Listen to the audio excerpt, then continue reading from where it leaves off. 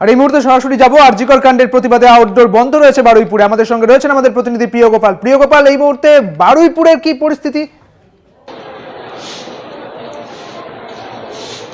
একদমই দেখো, প্রথমে যেটা বলে রাখি যে আরজিকর কাণ্ডের প্রতিবাদে কিন্তু বারুইপুরে আমি একদম দাঁড়িয়ে আছি।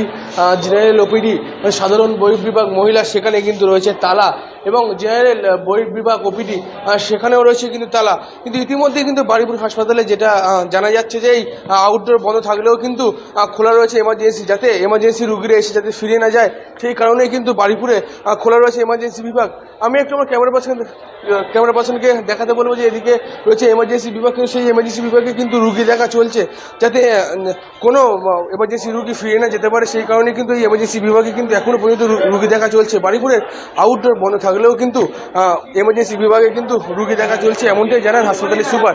ইতিমধ্যেই কিন্তু এমার্জেন্সিতে ভিড় জমিয়েছে রোগীর পরিবার থেকে রোগীরা, সেই চিত্র কিন্তু আমি তোমাকে দেখাচ্ছি যে বারুইপুর এমার্জেন্সির চিত্র।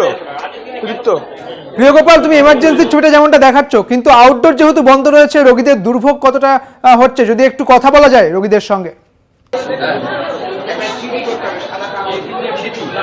একদমই দেখো, তোমাকে যেটা প্রথমে বলে রাখি যে আমি ইতিমধ্যে রয়েছি যে এমার্জেন্সি এখানে, কিন্তু এখানে যেসব রোগীরা আছে সেসব রোগীরা কিন্তু পরিষেবা পাচ্ছে। ইতিমধ্যে আউটডোর বিভাগে যেসব রোগী আছে সেসব রোগীরা দীর্ঘক্ষণ থাকার পরে কিন্তু বাড়ি চলে গেছে। কিন্তু তারা যেটা জানাচ্ছে যে আউটডোর বন্ধ থাকায় কিন্তু তারা অনেক দূর দূরান্ত থেকে আসছে, এসে কিন্তু অসুবিধায় পড়তে হচ্ছে তাদেরকে। কিন্তু এই এমার্জেন্সি খোলা থাকার দরুন কিছু কিছু রোগী যারা খুব এমার্জেন্সি তারা কিন্তু এখানে এসে আশ্বস্ত বা স্বস্তি পাচ্ছেন, এমনটাই জানানো যাচ্ছে। এমার্জেন্সিতে গিয়ে কি কথা বলা সম্ভব রোগীদের সঙ্গে? একদমই আমি চেষ্টা করব।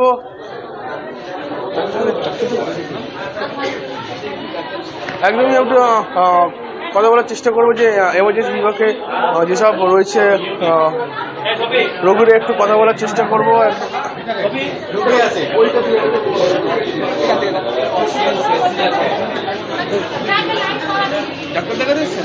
না, আমি এমার্জেন্সি এসেছি। সারা জায়গায় এরকম বন্ধ, এমার্জেন্সি খোলা, সুবিধা হচ্ছে কি আপনাদের? অসুবিধা তো হচ্ছে এরকমভাবে, তো অবশ্যই অসুবিধা হচ্ছে।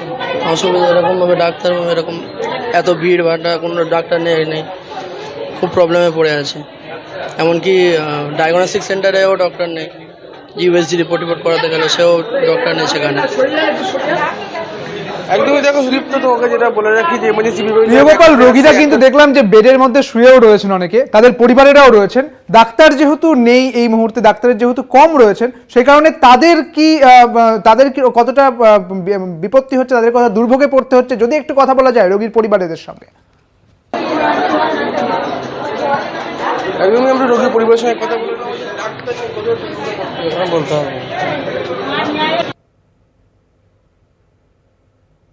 এখানে রোগীর পরিবার রীতিমতো কিন্তু বেশ, অনেক ধন্যবাদ প্রিয় গোপাল তোমাকে। আপনারা দেখতে পেলেন বারুইপুরের ছবিটা আপনাদের দেখালাম। বারুইপুরে হাসপাতাল বন্ধ রয়েছে আউটডোর, কিন্তু বারুইপুরের যে হাসপাতাল সেই এমার্জেন্সি বিভাগ কিন্তু খোলা রয়েছে, এবং তার জেরে সেখানে আপাতত রোগীরা তাদের চিকিৎসা করাতে পারছেন। তবুও যেটা উল্লেখযোগ্য যে যেহেতু ডাক্তার কম রয়েছে, সেই কারণে এখনো কিন্তু দুর্ভোগের শিকার এই রোগীরা।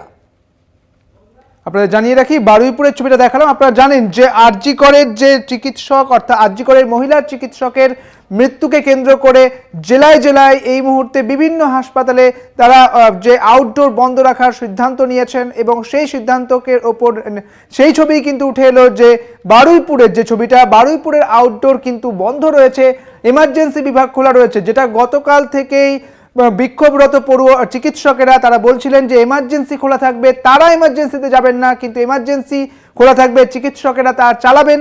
এবং এই ছবি কিন্তু উঠে আসছে বারুইপুর থেকে।